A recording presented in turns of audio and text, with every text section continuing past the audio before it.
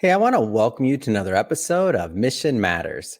My name is Adam Torres, and if you'd like to apply to be a guest on the show, just head on over to missionmatters.com and click on Be Our Guest to Apply.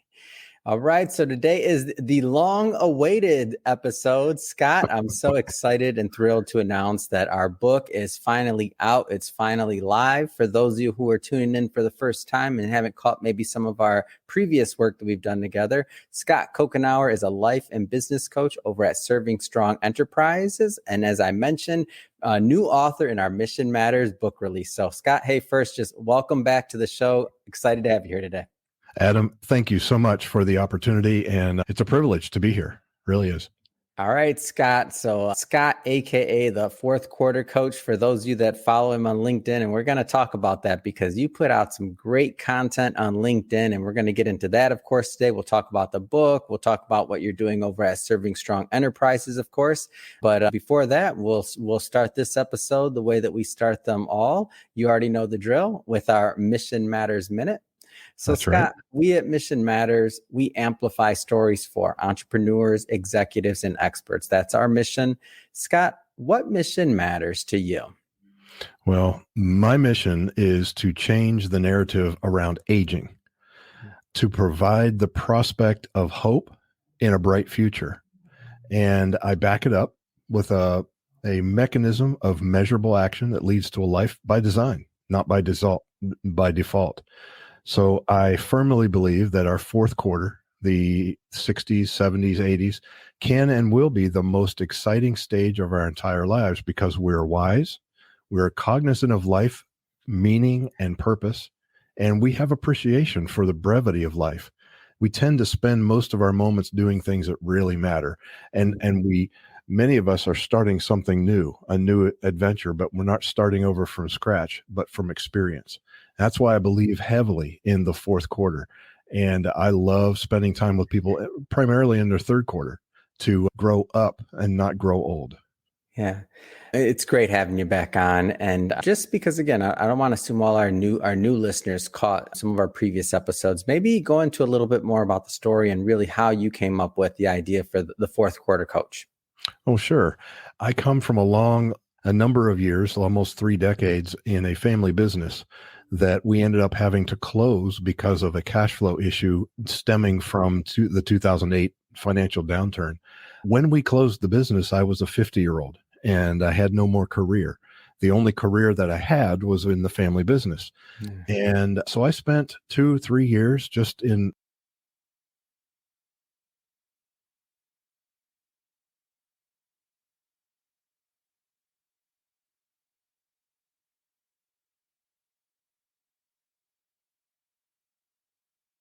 I was a CEO for 2.5 years to reinvent a company.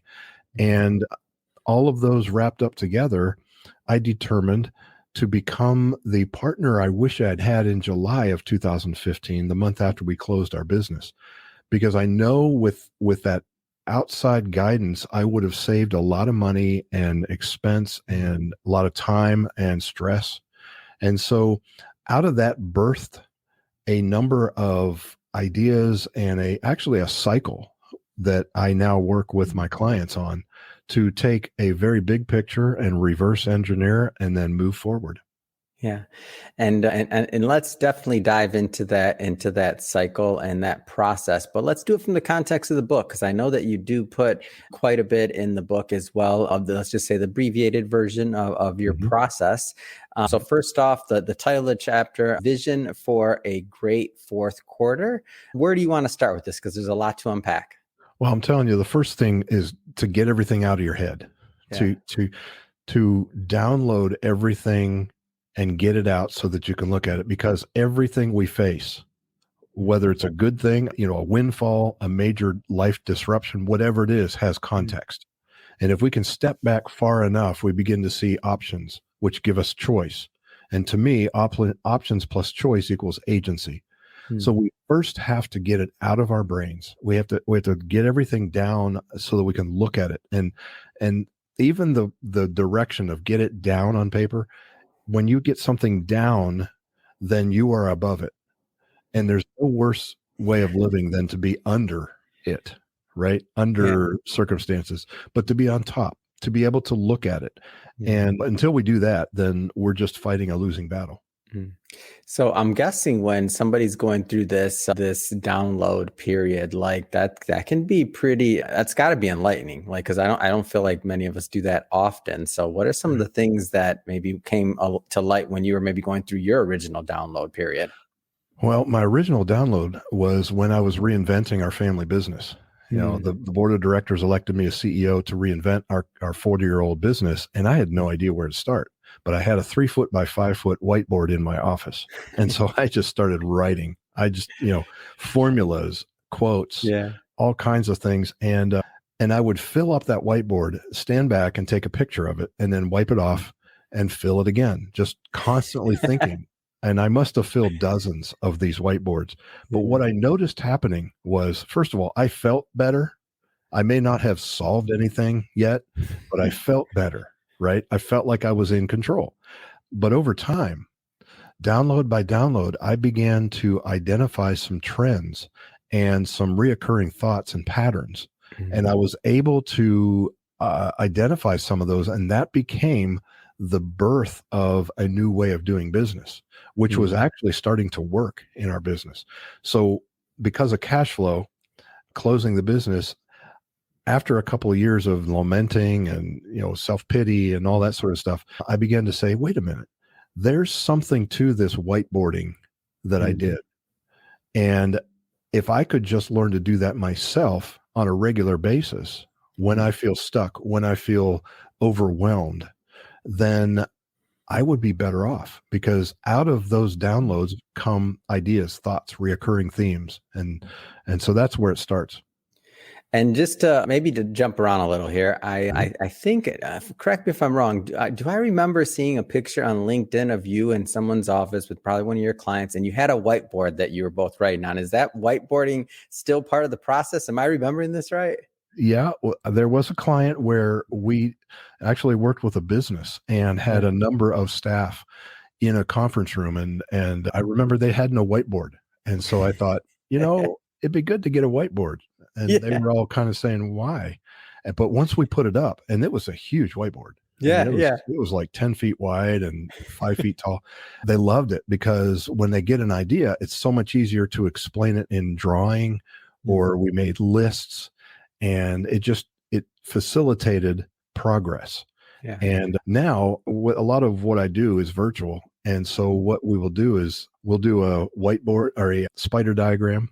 You know how you just kind of draw it out and just kind of get everything out and start to make connections, which actually begins to get into the second step of the process. And that's, you got a jumbled mess of thoughts and emotions all over the place for all the different topics. But then you start to make sense of it, and they fit into certain buckets that I've identified. So now you have and you inspired me, by the way. I don't think I ever told you this. So I did hang up a whiteboard after our conversations. I do have a whiteboard now that I doodle on. I put other things. I don't know if I'm doing the process right, but I do feel better when I do put stuff down there. I don't know why. And I did start taking pictures, by the way, like you mentioned. I haven't quite gone back and read everything and things like that I took the pictures of, but I do feel better. I don't know if that counts for anything. It absolutely does. And that's the number one thing. You've got to have the right mindset in order to identify what's going on in your life. And a lot of people that I work with, they're either facing a disruption that has been externally imposed on them, or something has happened in the life of their family, maybe an unexpected passing of a loved one, or, whatever it is. There is this desire or this need to say, how do I make sense of what's going on so that I can move on with my life? And until you start feeling like you're in control, it really doesn't matter what you've put on the whiteboard initially. It's the therapeutic nature of doing that, getting it out. And I like the idea, whether you're writing on a wall, a whiteboard that's on a wall, or writing on a piece of paper or a remarkable tablet or electronic iPad, the idea that getting it down your arm and out your hand, there's something more significant than just verbally getting things out or typing. All right. So now we've done presumably this download, which I definitely recommend everybody watching. Do the download. It's Mhm. worth it. Now where do we go from there? Well, we got to make sense of what we downloaded, Mhm. right? So because that begins to turn the wheels forward. And I've identified in the last few years, I've identified what I call 6 hallmarks of an epic fourth quarter. So, Mhm. when we think about a fourth quarter, 60s, 70s, 80s, we think, what's it going to look like? How Mhm. can I come to any kind of aspirational design that I want to move toward? Well, in order to get the ball rolling, start looking at it from 6 perspectives. The first one is being spiritually grounded. Mhm. So we talk about the spiritual nature of who we are and life meaning and purpose, living by values and beliefs. The second is being financially or physically fit. Mhm. So taking care of your body. What does it mean to be physically fit in as your body ages?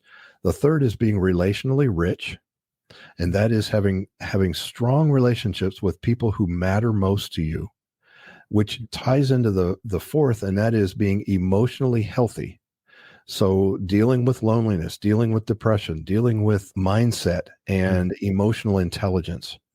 And then we go to vocationally aligned. So if I'm vocationally aligned, I have a better experience. And when I think of vocational, I don't mean what you do for a paycheck or a dividend. It's whatever you do that is important to you. It could be philanthropy. It could be pursuing a hobby, whatever it is, that is your vocation.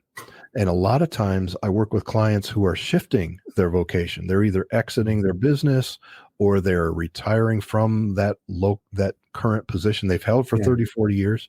They don't have any intention of retiring, but they're shifting to something. And that what they're doing is they're becoming vocationally aligned with who they Mhm. are at that stage of life. The final one is being financially free. So Mhm. when I download, I begin to put things in either a spiritual bucket, a physical bucket, Yeah. and so on. That then allows me to see, okay, after you've done a few downloads and you keep adding to your physical bucket or your spiritual bucket or your financial bucket, you Mhm. begin to realize these are the things that are more important to me, most important to me. And and so that gives you a bit of direction so that you can take the third step, Mhm. which is let's design a path forward. Pick out something you have downloaded, and if it's meaningful to you, let's zero in on that particular area of your life, Mhm. and let's design a path forward. When I think of a path, I pull from Brian Moran's book, The 12-Week Year. We look at a 12-week year. That's essentially, it's a 90-day sprint. Yeah. And we determine what is the objective that we want to achieve after 12 weeks, and what are the actions that we will engage in for 12 weeks to reach that objective. And this is all drawn from one or more downloads that have been discerned, Mhm. right, into 6 buckets. Then we design a path forward. And again, that is adding more and more of a sense of agency, Mhm. because you're now taking action, and you're or you're at least designing that action. So we've downloaded, we've discerned, and we've designed. And this 90-day sprint, when I think about that and kind of I guess the packaging of that, it kind of makes sense. If you think about quarters Mhm. and the way that corporations run and other things like that, like, is there some significance to that timeline? There very much is. We are, like you said, we are conditioned to quarterly thinking. Hmm. And there's another element to the 12-week sprint or the 90-day sprint, and that is a weekly check-in. So Hmm. we are conditioned to think in terms of weeks. So rather than live by default, where you are living week after week after Yeah. week, the same old thing. You're kind of like on a hamster wheel, just going Hmm. over the same stuff. This time, you are taking action, and every week that you check in, Hmm. then you are gaining more and more attention to what you're trying to accomplish. And that constant attention over 12 weeks, there's something that goes on inside your non conscious because you're training your brain to think a certain thing. I think of when my wife was pregnant, I noticed all the diaper commercials now, and I noticed the babies crying in restaurants. It's not because we got pregnant that all of a sudden babies came out to the restaurants, right? Yeah. In these commercials. It was what happened within me. I became aware of the whole baby world.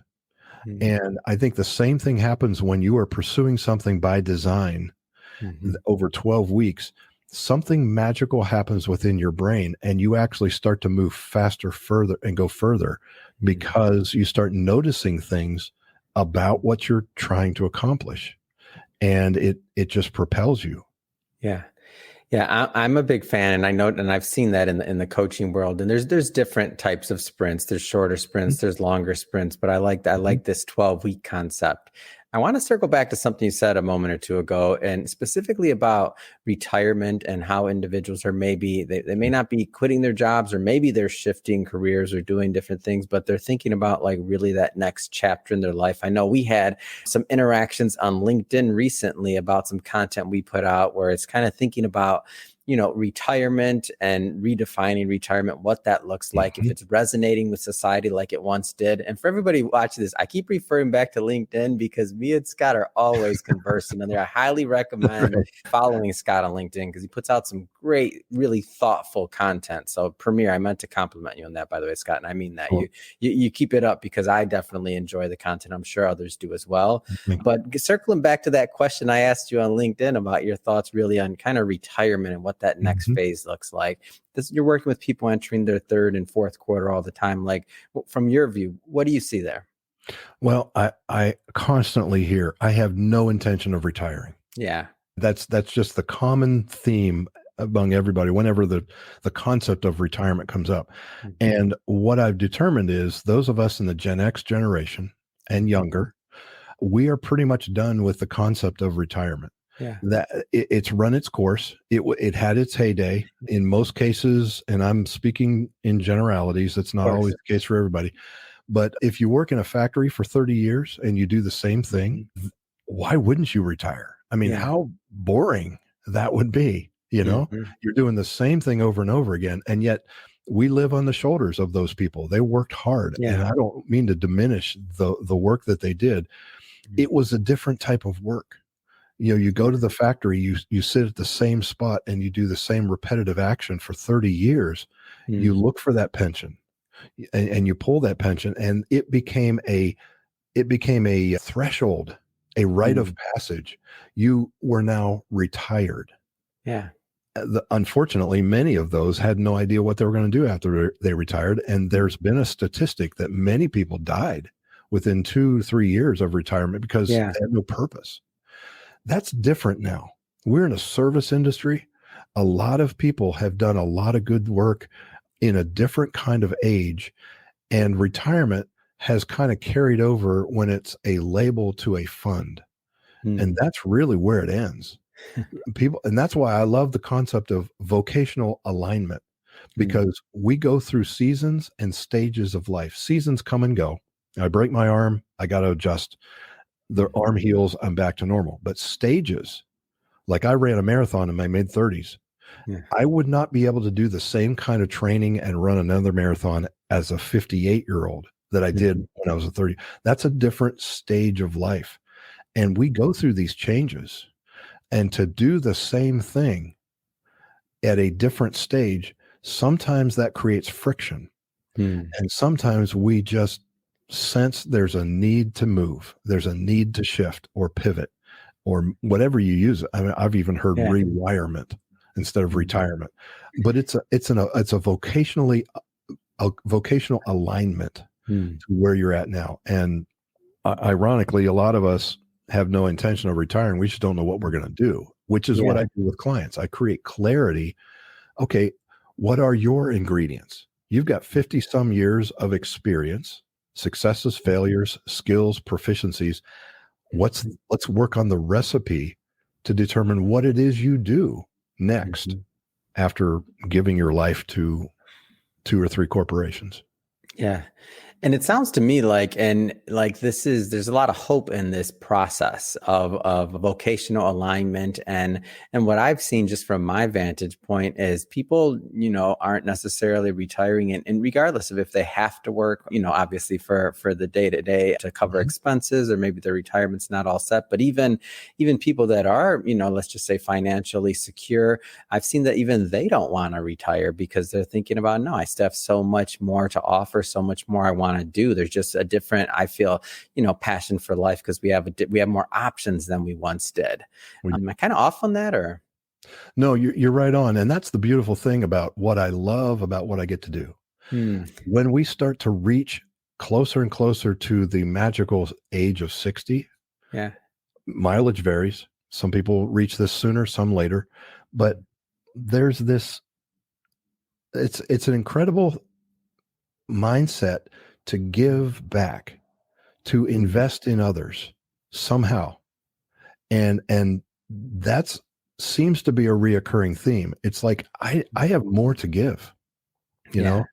What I've also seen are people who are so afraid of aging and decline Hmm. that they start to give up way too soon, like 30 years too soon. Yeah. And they begin to complain about everything that's going on in the world, and there's no hope. Hmm. So mindset is huge. Fortunately, there are a lot of people, as you begin to come toward that, the realization that you've got more boxes checked behind you than you have in front of you, Hmm. something begins to happen as it relates to meaning and purpose. Hmm. And man, that is a spark that you can really fan into flame. Fantastic. Well, Scott, I do want to spend some time here today. And for everybody watching, just to let you know, we'll have a link to the book. So there's more in the book. There's definitely more content, but I do want to spend some time talking a little bit more about your business and also to get some updates. It's been a little bit since we've Mhm. talked. So Mhm. last I remember, you were building a community, you're bringing people together. There was an online platform in the works and to serve strong enterprises. What's going on today? Give me some updates. I need them. Well, sure. Got probably too many irons in the fire for my age. But yeah, I'm working with another outfit. We are partnering together to create an online platform for 40 and 50-year-olds. So we Yeah. plan to roll that out in the fall of this year, fall of 2023. Mm. And it'll be a place for people to gather and to do life together and learn together. Content will be related to the 6 hallmarks. We will have subject matter experts Mm. available, and we're really excited about that. In addition to that, I have, of course, I'm doing private coaching and group coaching as well, mastermind coaching, doing the podcast, as you know, which I'm having a ball doing. I've been able to interview some of the most amazing people. And I've just recently added a tool in the toolkit to help business owners whose vocational alignment will require exit from their Mm. business and creating greater value in their business so that when they go to sell, they will get a greater multiple of their business. And so I'm excited about that. That's just one of the greatest additions that I have been able to add. I've been following this organization for about 2 years and finally pulled the trigger on that. And and I'm also writing a book outside of this one. I'm writing a book that is a little more in depth as to my Mm. story.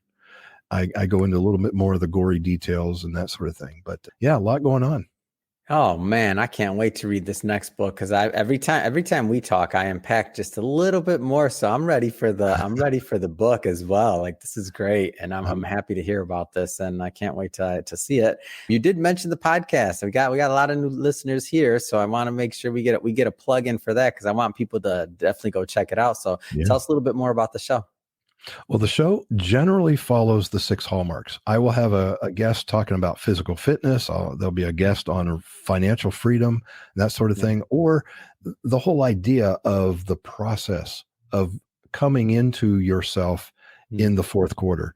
And, some of it's technique, a lot of it's stories of people who've actually made shifts in their life, and the amazing stuff that goes through your mind as you're either responding to a major life disruption or you're just intentionally stepping out You know, a recent podcast that is coming live this week as we record this live session is about a person who just voluntarily left the corporate world. And we talk about how did she know when it was time, right? Yeah. How do you, and what's it like to actually pull the trigger on leaving something that is stable? And so I like to enlighten the audience with what is really going on in other people's lives so that they can bounce that against their particular situation and say, I haven't really thought of that before. And of course, I just love stories. What's been one of your favorite things about hosting a podcast or hosting a show, like for you? You know, for an introvert who loves systems and processes, it's unusual. But what I love is when I get into a conversation with somebody with the set questions that we have set up together and having it take on a life of its own. And we dig deep into something that we hadn't anticipated. That is the most exciting thing about doing the podcast. Yeah, I agree with that. It's that connection. It's like every time I think about doing a show or something, like you're creating something with somebody, a piece of content that didn't exist in the past that somebody's going to be able to hopefully benefit from and hopefully learn from, and really just like learning from the stories of others. That's my favorite way to learn. So by hosting this show, I learned quite a bit. And then from listening to other podcasts like yours and others, I also learn a lot as well. So I'm big, obviously, everybody that listens to this show for a long time, they know I'm a huge fan of podcasting, and I'll talk about it anytime somebody will let me. Yep, that's right. That's right. Awesome. Well, I want to, how do people, so there'll be people watching this and listening to this, and we talk kind of high level, but how do people like engage and how do they work with you and your team overall? Well, the best thing to do is to go to servingstrong.com and in particular /about, servingstrong.com/about. That tells my story. That kind of gives you the background as to why I do what I do and the spark that caused me to do that. You can email me at coach@servingstrong.com. I look at all my email, but there's an interesting, I started doing a thing called office hours. And if you can get there, servingstrong.com/office. On that page is a calendar, and I will set these times when I'm already working anyway. I just pull up a Zoom, and you can go to that servingstrong.com/office and see when I'm holding office hours. And if it's the time, then you can click to enter. And if you enter, I'll stop what I'm doing and we'll have a conversation. It's just free and free flowing. It's like I have an office and the door's open and whoever just pops their head in, we just kind of have a chat. So I started doing that. Oh, that's a great idea. We might have to do some Mission Matters office hours, see what happens. And so people just pop in, they can connect with you. And that's, I mean, it's just a great service. Yeah. And there's no pressure. There's no sales going on. We just talk about life, talk about what they might be going through or whatever. Wow. Well, Scott, first off, it's been great having you back on the show. We're just getting started. I'm thrilled to promote this new book with you, and of course, to promote your show and all the work you're doing really over there and all the content you're putting out on LinkedIn. So just one more time, if people want to follow up and connect, the website again, please. It's servingstrong.com. Yep. And you'll find me on LinkedIn. If I spend a lot of time, like you said, that's kind of where I live. Yeah. Fantastic. And we'll put links, by the way, to that and of course the book and everything else in the show notes for the audience. And speaking of the audience, if this is your first time engaging with or listening to a Mission Matters episode, we're all about bringing on business owners, entrepreneurs, and executives and having them share their mission, the reason behind their mission, really what gets them fired up to go out there and to make a difference in the world. If that's the type of content that sounds interesting or fun or exciting to you, we welcome you. Hit that subscribe button because we have many more mission-based individuals coming up on the line, and we don't want you to miss a thing. And Scott, really, it has been a pleasure. Until the next time, looking forward to our next conversation. Thank you, Adam. I appreciate it.